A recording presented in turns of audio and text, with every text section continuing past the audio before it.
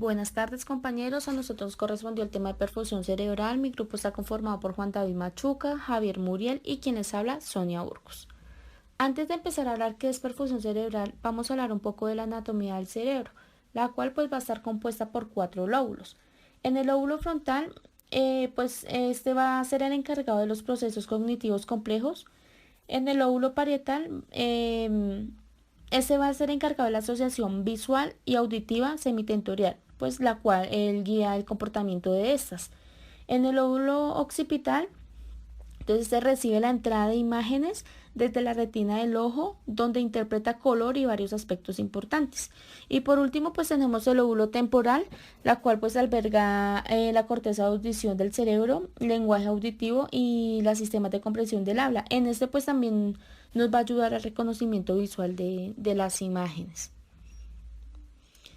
Acá nos encontramos con un corte sagital del cerebro, la cual pues va a estar compuesta por el tálamo, por el hemisferio del cerebro, por el árbol de la vida, por la médula espinal, por el bulbo raquídeo, por la hipófisis, hipotálamo, lámina del septum, cuerpo calloso y el cerebro.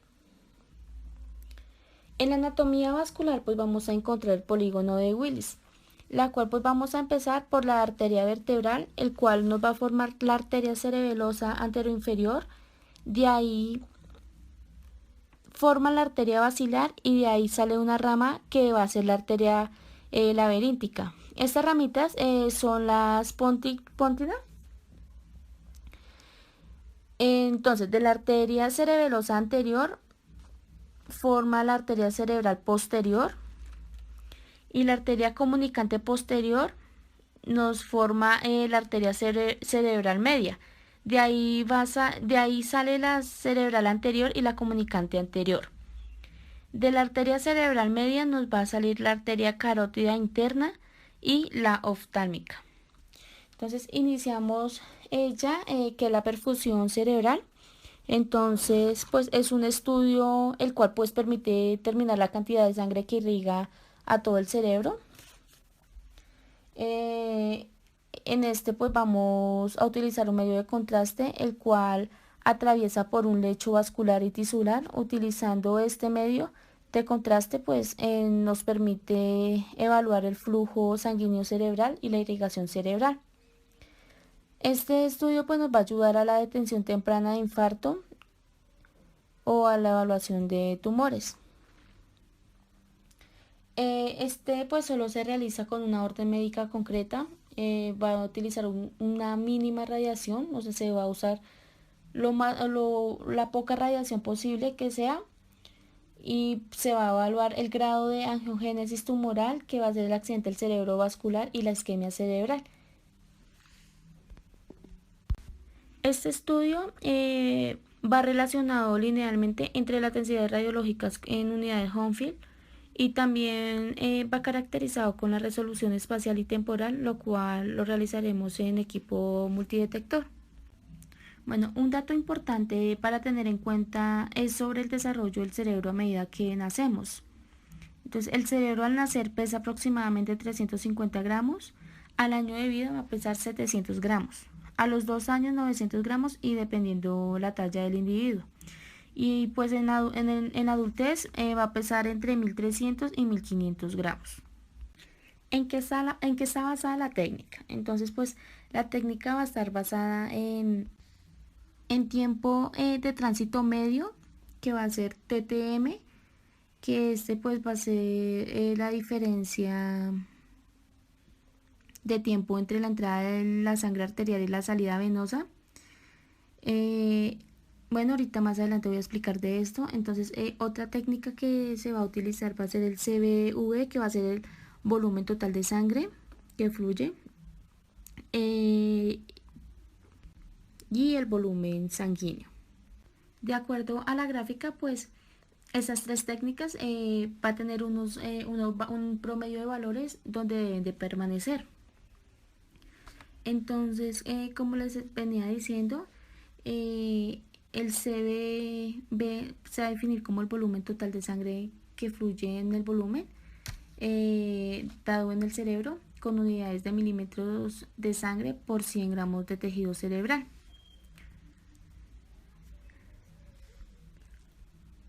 En el CBF, pues este lo vamos a definir como el volumen de sangre que se mueve a través de un volumen dado al cerebro por unidad de tiempo, con unidades de milímetros de sangre por 100 gramos de tejido cerebral por minuto.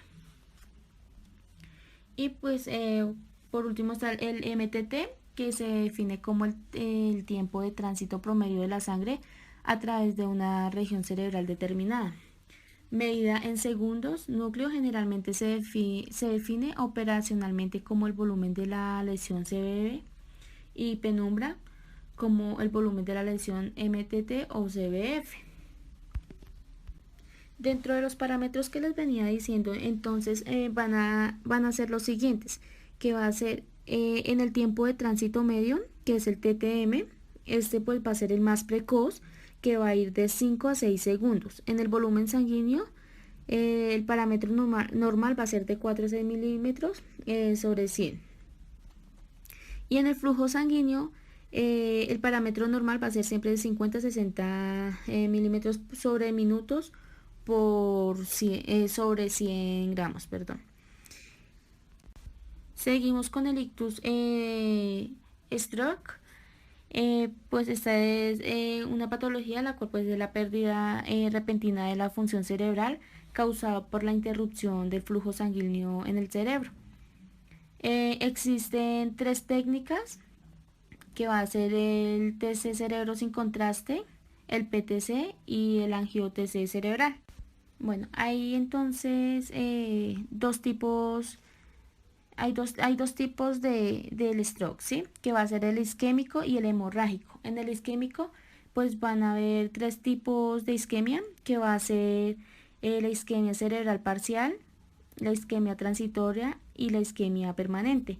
En la isquemia cerebral parcial es también llamada isquemia focal, pues esta no va a afectar a todo al cerebro, sino que la disminución del flujo de sangre se va a focalizar en una parte concreta, ¿sí?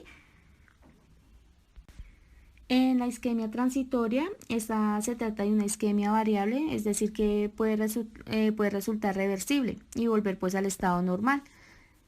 En esta pues puede, digamos, vuelve a su estado normal dando lugar o a una dicha enfermedad, vuelve a dar lugar.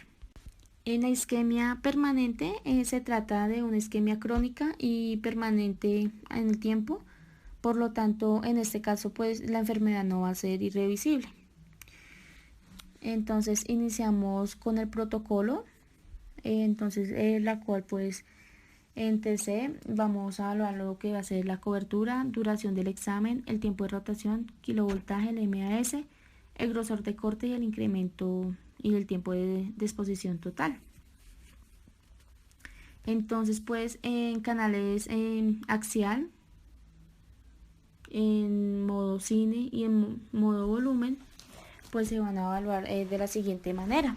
Entonces en el canal modo axial la cobertura va a ser de 20 milímetros, en modo cine va a ser de 20 milímetros de igual manera, y en 64 canales de modo volumen va a ser de 110 a 120 milímetros.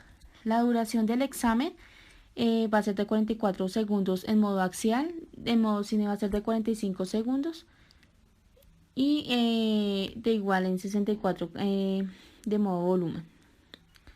En tiempo de rotación, en axial va a ser de 1 segundo, igual para modo cine, y en modo volumen ya va a cambiar, que va a ser de 0,4 segundos.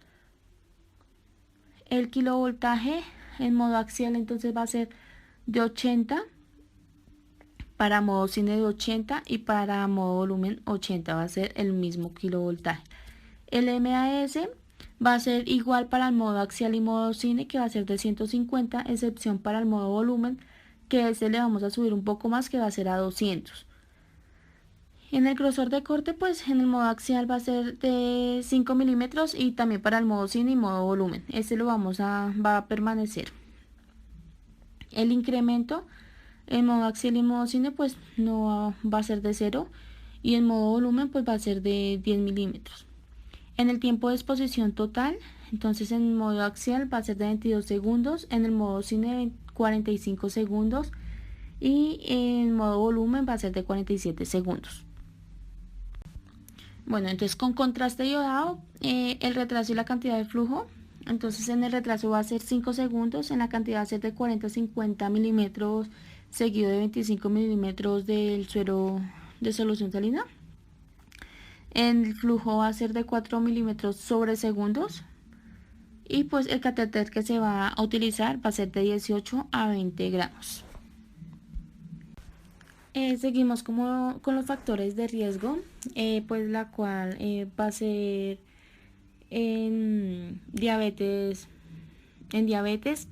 perdón, en hipertensión arterial, en tabaquismo, en edad, en alcoholismo, en embarazo, en consumo de drogas, en alteraciones sanguíneas, en EPOC, alteraciones cardíacas, entre otras. Entonces, el protocolo que pues realizamos es una tomografía de cráneo simple, la cual pues las indicaciones va a tener pues como el antecedente el ACV, el SB, que es hemorrágico isquémico, convulsiones y vértigo sincópico. En planos de reconstrucción, entonces en equipo secuencial solo plano axial, en multicorte va a ser en plano axial, coronal y sagital, va a ser en los tres. Preparación del paciente de ninguna, en la posición del paciente va a ir en decúbito supino, saliendo del gantry. Bueno, importante es que la altura de la mesa siempre debe estar en el centro de la estructura a examinar, o sea, estándar.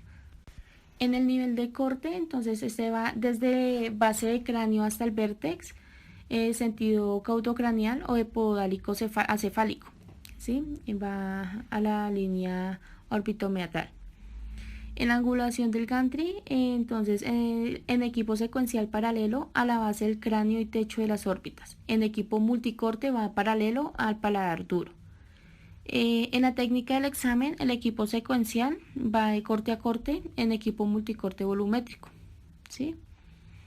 El grosor e intervalo del corte, el equipo secuencial desde base del cráneo a fosa media o tentorio de 5 milímetros sobre 5 milímetros, supratentorial al vértex de 10 milímetros a 10 milímetros. En el equipo multicorte, la adquisición volumétrica, entonces en REC, en MPR, bueno, en coronales va a ir de 4 milímetros sobre 4 milímetros y en sagitales va a ir de 4 milímetros a 4 milímetros.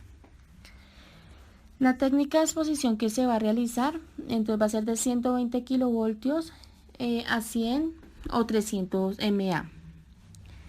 El FOB entonces va a ir de 210 milímetros a 250 milímetros. El algoritmo de reconstrucción entonces es de tejido blando o parénquima cerebral y tejido óseo. La matriz va a ir de 520 por 520.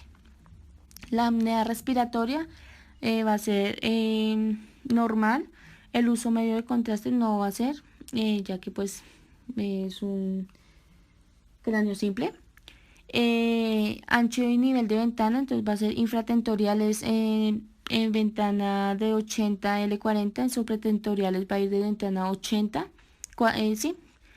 Y en ósea la ventana es de 1500 a L150.